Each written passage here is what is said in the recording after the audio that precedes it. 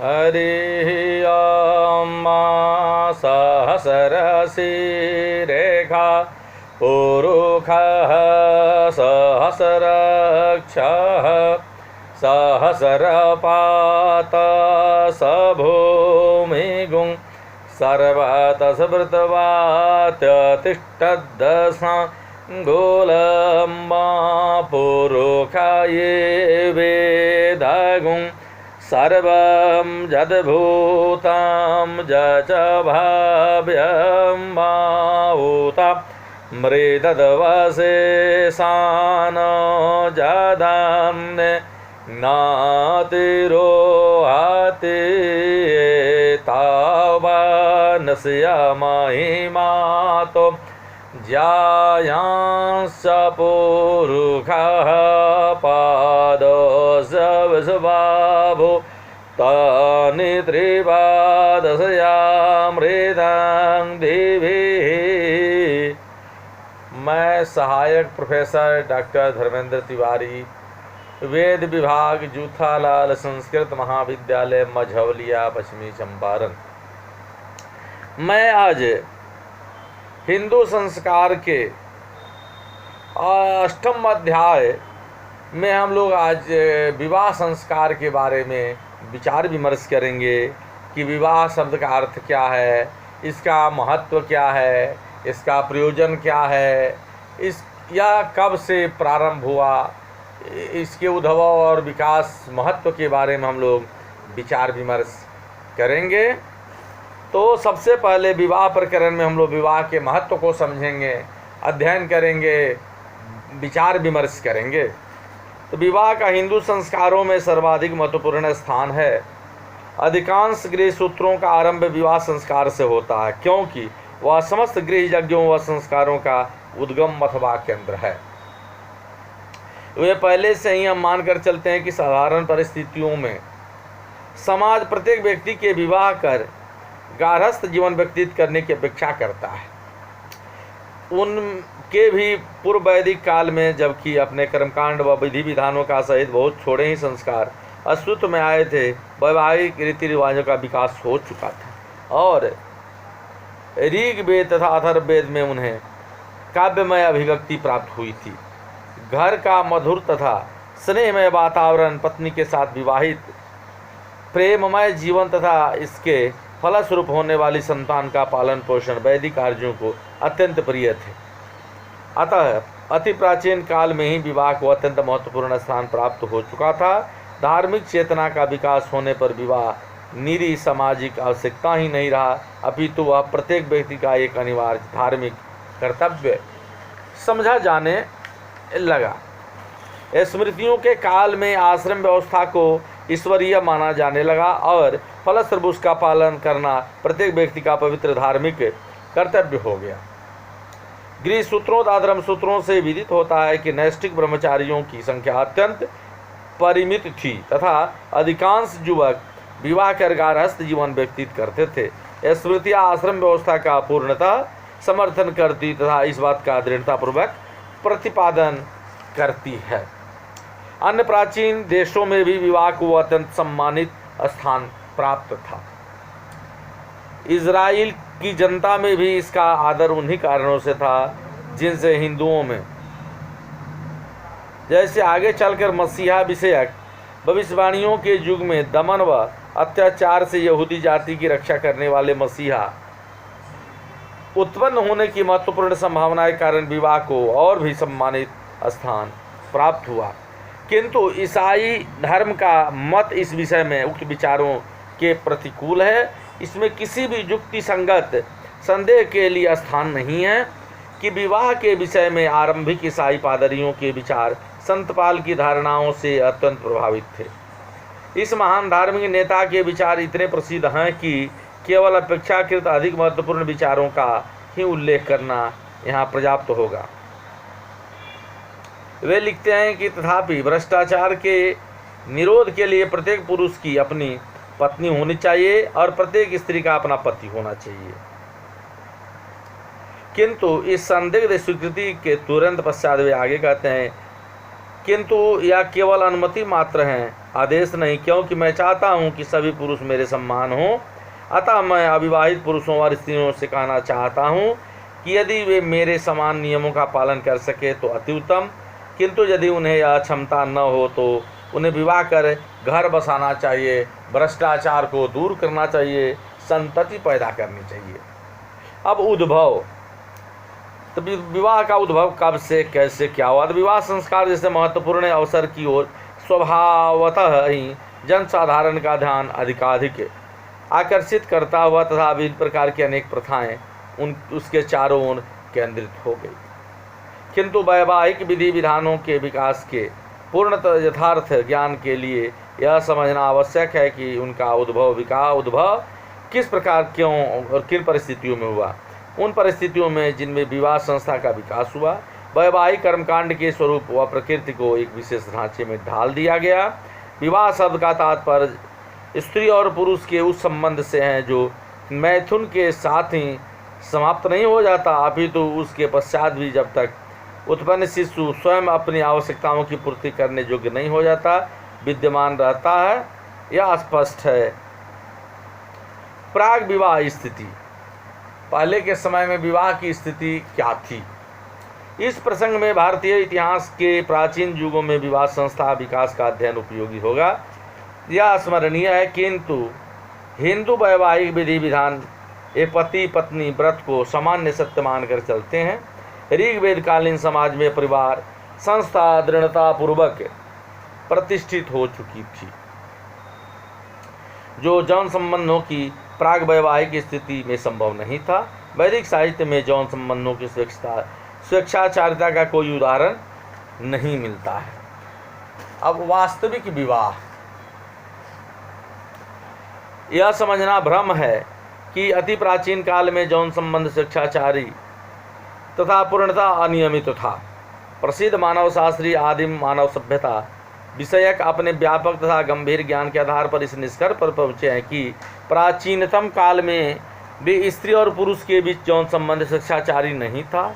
Westermarck लिखते हैं कि निश्चय ही असंभव नहीं है कि कतिपय जनों में स्त्री और पुरुषों के बीच यौन संबंध पूर्णतः स्वेच्छाचारी रहे हों, किंतु इस धारणा के पक्ष में कोई भी तर्कसंगत प्रमाण नहीं है कि मानव इतिहास के किसी युग में स्वेच्छाचारी यौन संबंध सामान्य रूप से प्रचलित था।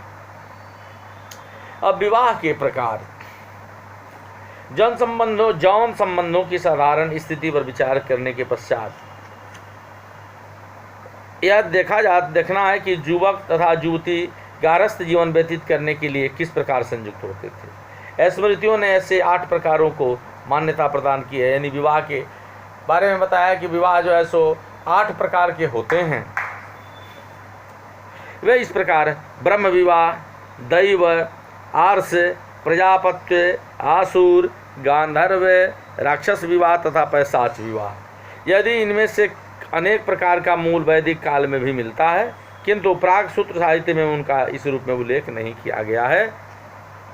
विशिष्ट विवाह के विषय में प्रत्येक बात निश्चित हो जाने पर उसे संपन्न के लिए विशिष्ट विधि विधान अपेक्षित थे। पूर्व समय में भी स्मृतियों में विवाह के उक्त 8 प्रकारों को 2 भागों में विभक्त किया गया, प्रशस्त तथा अप्रशस्त।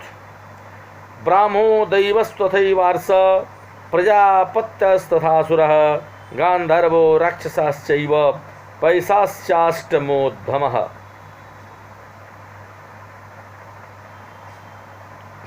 प्रथम 4 प्रकार प्रशस्त हैं तथा शेष अप्रशस्त हैं। प्रथम 4 प्रकार प्रशंसनीय माने जाते थे, जिनमें प्रथम सर्वोत्तम था, पंचम तथा षष्ठ प्रकार किसी प्रकार सहे थे तथा अंतिम 2 वर्जित थे, किंतु वे सभी वैध माने जाते थे। इस प्रकार इस समय केवल ब्रह्म और आसुर प्रकार के समाज में स्वीकृत हैं। जो प्रकार जितना ही अधिक अप्रशस्त था वह उतना ही अधिक प्राचीन था। यद्यपि उनमें कुछ साथ साथ प्रचलित थे, अतः उनका विश्लेषण विपरीत क्रम से किया जा सकेगा। तो सबसे पहले जो है सो 8 प्रकार का ऐतिहासिक विकार, 8 प्रकार के विवाहों का भाई ऐतिहासिक विकार क्या है, इस पर हम लोग विचार करेंगे। सबसे पहले पैशाच विवाह, सर्वाधिक अप्रशस्त तथा प्रकार था पैशाच। पैशाच विवाह सबसे अप्रशस्त था। इस प्रकार के अनुसार वर छल कपट के द्वारा कन्या पर अधिकार प्राप्त करता था, अतः इसे सभी प्रकारों में निश्चितम माना जाता था। अश्वलायन गिरी सूत्र के अनुसार सुप्त मत अथवा अचेतन कन्या का हरण पैशाच विवाह का था, यानी कन्या का अपहरण करके और उसे बलजोरी विवाह किया जाता था, उसको पैशाच विवाह कहते थे। इसलिए इसको समाज में अच्छी मान्यता नहीं थी कि अपहरण करके किसी कन्या का और उससे विवाह किया जाए, इसको बुरा माना जाता था। पैशाच विवाह का सर्वाधिक असभ्य तथा बर्बरतापूर्ण प्रकार था। उससे बलजोरी विवाह करके और पत्नी बनाया जाता था इत्यादि। इसमें कन्या के साथ तत्काल तथा उसी स्थान पर बलात्कार किया जाता था, जो निश्चय ही एक अवांछनीय घटना थी। यह आदिम असभ्य जनों में प्रचलित था। ऐसा लगता था कि पश्चिमोत्तर भारत की पिशाच जाति में इसका प्रचलन था, जिससे इसका नाम पैशाच पड़ा। उसके बाद राक्षस विवाह, तो पहला तो हो गया कि भैया अपहरण करके बलजोरी विवाह करके और उसका बलात्कार करना, ये पैशाच विवाह के अंतर्गत आता था। अब राक्षस विवाह, तो विलोम क्रम से दूसरा प्रकार था राक्षस। मनु के अनुसार रोती पिटती हुई कन्या का उसके संबंधियों को मार कर या छत बिछत कर बलपूर्वक हरण करना विवाह का राक्षस प्रकार था। अब राक्षस प्रकार का विवाह है कि लड़की का अपहरण कर लिए, लड़की अगर नहीं चाहती है तो उसको बलजोरी मार के पीट के रस्सी से बांध कर बलजोरी शादी की जाती थी। इस प्रकार के विवाह को राक्षस विवाह करते थे। तो पहला पैशाच अपहरण करके, दूसरा राक्षस विवाह, अपहरण कर लिए, लड़की नहीं शादी करने के तैयार है, उसको मार के पीट के रस्सी में बांध करके और उससे विवाह करना, यह जो है राक्षस विवाह के अंतर्गत आता था। वर कन्या के पिता का स्वयं कन्या की स्वीकृति की प्रतीक्षा न कर बलपूर्वक उसका हरण कर लेता। इस प्रकार प्राचीन युद्ध प्रिय जनों में प्रचलित था। उपयुक्त विचार के पोषक असगोत्र विवाह को एक पूर्व सिद्ध तथा मानते थे। और राक्षस विवाह में जो है, चाहे पैशाच विवाह में सगोत्र वगैरह का विचार नहीं किया जाता था।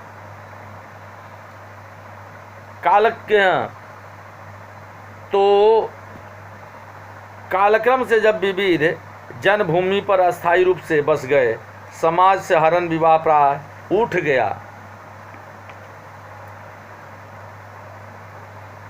तो यह भारत की सैनिक उपजाति क्षत्रियों में प्रचलित रहा। इसका एकमात्र कारण यह था कि अधिकांश क्षत्रिय ही युद्ध में भाग लेते और युद्ध की लूट के रूप में पत्नियां प्राप्त करते थे। यह आदिम यानी क्षत्रिय लोग युद्ध करते थे। बहुत ऐसे क्षत्रिय थे जिनकी शादी नहीं हो पाती थी, तो लड़कियों को बलात् जो है सो अपहरण कर लेते थे। उसके पिता को उसको धमका डरा करके और उसको मार पीट करके रस्सी से बांध करके और उससे बलजोरी विवाह करके, बलात् विवाह करके और उसको पत्नी बना करके उसका बलात्कार करते थे। और कोई बीच में बचाव के लिए आया तो उससे युद्ध के लिए उद्यत हो जाते थे, तैयार हो जाते थे। अधिकांश में हृत स्त्री भी इसके लिए इच्छुक नहीं रहती थी। उदाहरणार्थ पृथ्वीराज रासो के अनुसार पृथ्वीराज द्वारा संयुक्ता का आहरण पूर्व व्यवस्थित था। 12वीं शताब्दी के पश्चात राजपूतों की राजनीतिक शक्ति के अंततः फलस्वरूप हिंदुओं के प्रधानतः कृषि और व्यापार की ओर उन्मुख होने से यह प्रथा हिंदू समाज से उठ गई। अब तीसरा विवाह है गांधर्व विवाह। पत्नी प्राप्त करने का तीसरा प्रकार था गांधर्व। अलंकृताभिजयतः छात्रः।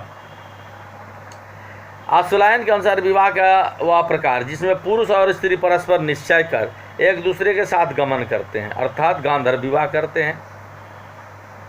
माने स्त्री और पुरुष दोनों में अपना मिलजुल करके और प्रेम विवाह जिसको कहते हैं अंग्रेजी में लव मैरिज करते थे, उसको गांधर्व विवाह कहा जाता था। हारित और गौतम के अनुसार विवाह का यह प्रकार जिसमें कन्या स्वयं अपने पति का चुनाव करती है, गांधर्व कहा जाता है। इस विषय में मनु की परिभाषा सबसे अधिक व्यापक है। जब कन्या और वर कामुकता के लिए वशीभूत होकर स्वेच्छापूर्वक परस्पर संयोग करते हैं। यानी दोनों की इच्छा हो गई और दोनों मिल करके प्रेम विवाह करने लगे, संभोग करने लगे। इस प्रकार के विवाह को गांधर्व विवाह के नाम से जाना जाता था। गांधर्व विवाह पैशाच और राक्षस के समान या उससे भी प्राचीन है। यह जो है सो गांधर्व और पैशाच विवाह के तरह, राक्षस विवाह के तरह गांधर्व विवाह भी था। अब जो है इस प्रकार गांधर्व, क्योंकि हिमालय की तराई में रहने वाले गांधर्वों के जन्म विशेष रूप से प्रचलित था, जो हिमालय के तराई में रहते थे। कतिपय विचारकों के अनुसार विवाह का यह प्रकार प्रशस्त था, क्योंकि इसका मूल पारस्परिक आकर्षण और प्रेम में निहित था कि लड़का लड़की दोनों जो है एक दूसरे के प्रति आकर्षित हो गए और दोनों प्रेम विवाह कर लिए। तो यह जो है सो पहाड़ी इलाकों में ज़्यादा प्रचलित था। महाभारत में शकुंतला के पालक पिता कर्ण कहते हैं कि सकामा स्त्री का सकाम पुरुष के साथ विवाह, यदि दोनों सकाम के लिए इच्छुक हो जाए, पति लड़की और लड़का, तो उसके साथ विवाह हो जाता था, जिसमें गांधर्व विवाह की मान्यता दी गई थी। किंतु अधिकांश स्मृतिकार इसे प्रशस्त मानने के लिए उद्यत नहीं थे। वे धार्मिक तथा नैतिक आधारों पर इसे अप्रशस्त मानते थे। प्रथम 5 प्रकारों की अपेक्षा हीन माना जाता था, क्योंकि इसका उद्भव कामुकता से होता था तथा धार्मिक क्रियाओं का संस्कार के बिना इसमें कोई धार्मिक संस्कार की आवश्यकता नहीं थी। अब अगला है, पहला हम लोग पढ़े कि पैशाच विवाह, राक्षस विवाह और गांधर्व विवाह। चौथा है आसुर विवाह। गांधर्व की अपेक्षा विवाह का श्रेष्ठतर प्रकार था। मनु के अनुसार जिस विवाह में पति कन्या तथा उसके संबंधियों को यथाशक्ति धन प्रदान कर स्वच्छंदता पूर्वक कन्या से विवाह करता है, उसे आसुर विवाह कहते हैं। विवाह के इस प्रकार में धन ही प्रधान निर्णायक तत्व था तथा अकल्पित एक सौदा था। अर्थात पैसा वाले लोग लड़की के पिता को पैसा दे करके और लड़की का विवाह लड़का से करते थे। लड़का का उम्र कुछ भी हो, लड़की का उम्र कुछ भी हो, समानता नहीं देखी जाती थी और पैसा दे करके लड़की को खरीद करके और उससे विवाह किया जाता था। तो इसको आसुर विवाह कहा जाता था, जो समाज में निंदा की दृष्टि से देखा जाता था। तो इस प्रकार आसुर विवाह हुआ। अब उसके बाद प्रजापत्य विवाह। आसुर विवाह के पश्चात विपरीत क्रम से प्रजापत्य विवाह आता है। इसके अनुसार अपनी कन्या का पाणिग्रहण पिता योग्य वर के साथ इस उद्देश्य से कर देता था कि वे दोनों अपने नागरिक और धार्मिक कर्तव्यों का साथ साथ पालन करें। इसमें पिता वर से, जो स्वयं विवाह के प्रार्थी के रूप में आता था, एक प्रकार का वचन प्राप्त लेता था। आश्वलायन ने इसकी परिभाषा की है कि विवाह का वह प्रकार जिसमें तुम दोनों धर्म का साथ साथ आचरण करो, धर्म को दोनों मानो, वर और कन्या, यह आदेश दिया जाता है, प्रजापत्य कहलाता था। गौतम और मनु भी प्रायः इन्हीं शब्दों को दोहराते हैं। स्वयं प्रजापति नाम भी यही सूचित करता है प्रजापत्य विवाह के संबंध में। उसके बाद आता है आर्ष विवाह। तो आर्ष विवाह के बारे में धर्मशास्त्रों के अनुसार आर्ष विवाह प्रजापत्य की अपेक्षा प्रशस्ततर है। इस प्रकार के अनुसार कन्या का पिता वर से यज्ञादि धर्म विहित कार्य को संपन्न करने के लिए 1 अथवा 2 गो मिथुन प्राप्त करता था। स्पष्टता या कन्या का मूल्य नहीं था, किंतु धन प्राप्ति का यदि किंचित भाग अवश्य था। यद्यपि कन्या का पिता उसका सौदा नहीं करना चाहता था। अश्वलायन, बौधायन तथा स्तंभी सभी इस विषय में एक मत हैं कि जब कोई युवक कन्या के पिता को 1 गो मिथुन प्रदान कर उससे विवाह करता है तो वह विवाह का आर्ष विवाह कहलाता है। किंतु इस विषय में प्रतिबंध था कि गो मिथुन के इस आदान का उद्देश्य केवल यज्ञ कार्य ही होना चाहिए और कोई कार्य नहीं, क्रय कार्य नहीं। तो कालक्रम से कन्या के पिता की ओर से आदान शब्द ही विवाह क्षेत्र से बहिष्कृत हो गया। आर्ष गो मिथुने शुल्कम केचिदाहु और वृथैव तत् अल्पोप्यम महानवापी विक्रयस्तावद्दिवसः। मनुस्मृति में ऐसा कहा गया है। दैव विवाह, आर्ष विवाह की अपेक्षा प्रशस्त प्रकार था दैव विवाह। इस प्रकार में पिता कन्या को अलंकृत कर अपने आरब्ध यज्ञ में पौरोहित्य करने वाले ऋत्विज को दे देता था। बौधायन के अनुसार कन्या दक्षिणा के रूप में दी जाती थी। यह प्रकार दैव कहलाता था, क्योंकि यह दान दैवज्ञ के अनुसार किया जाता था। सेवा के लिए विवाह में कन्यादान के उदाहरण वैदिक साहित्य में भी उपलब्ध होते हैं, किंतु कभी कभी इनकी नग्नता को अन्य तत्वों द्वारा प्रच्छन्न कर दिया जाता है। इस प्रकार दाल्म की पुत्री रथवीति के लिए स्यावास्य व्याकुल भी था, जिसका विवाह बाद में उसके साथ कर दिया गया। यज्ञों में सेवा के लिए पुरोहित बहुधा अपने संरक्षक राजाओं से सुंदर कन्याओं अथवा दासियों को प्राप्त करते रहते थे, जो वधू कहलाती थी, किंतु यह वास्तविक विवाह नहीं प्रतीत होता था। अब उसके बाद आता है कि ब्रह्म विवाह। विवाह का शुद्धतम तथा सर्वाधिक विकसित प्रकार था ब्रह्म विवाह। इसे ब्रह्म कहते थे क्योंकि यह ब्राह्मणों के योग्य समझा जाता था।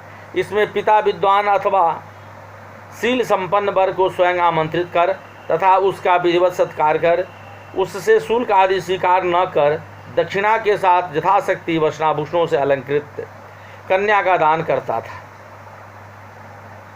आच्छाद्य चार्जयित्वा च श्रुतिशीलवते स्वयं आहूय दानम कन्याया ब्राह्मो धर्मः परकीर्तितः। स्मृतियाँ इसे विवाह का सबसे अधिक सम्मानित प्रकार मानती हैं, क्योंकि वह शारीरिक शक्ति के प्रयोग, कामुकता, किसी प्रकार की शर्त अथवा धन लिप्सा से मुक्त था।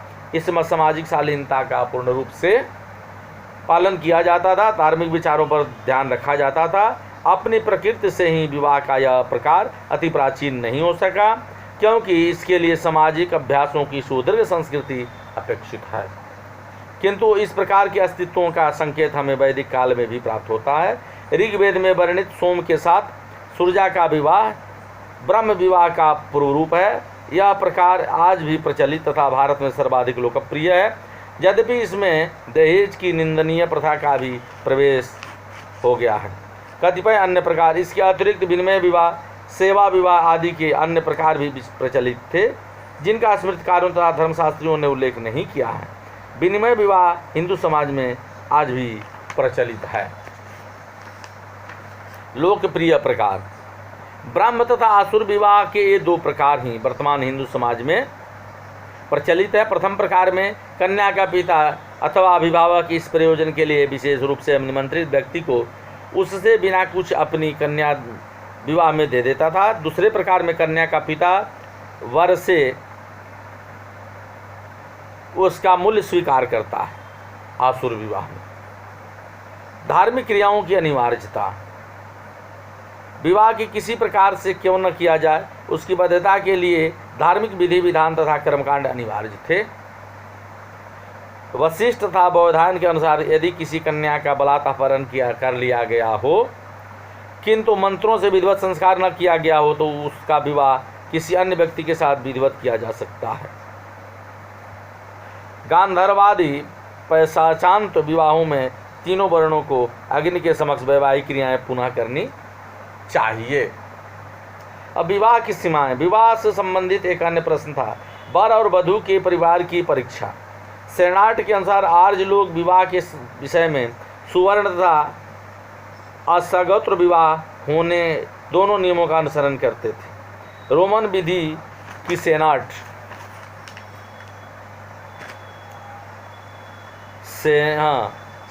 आदि पर हम लोग फिरे। तो आज हम लोग विवाह संस्कार के 8 प्रकारों के बारे में जानकारी प्राप्त किए।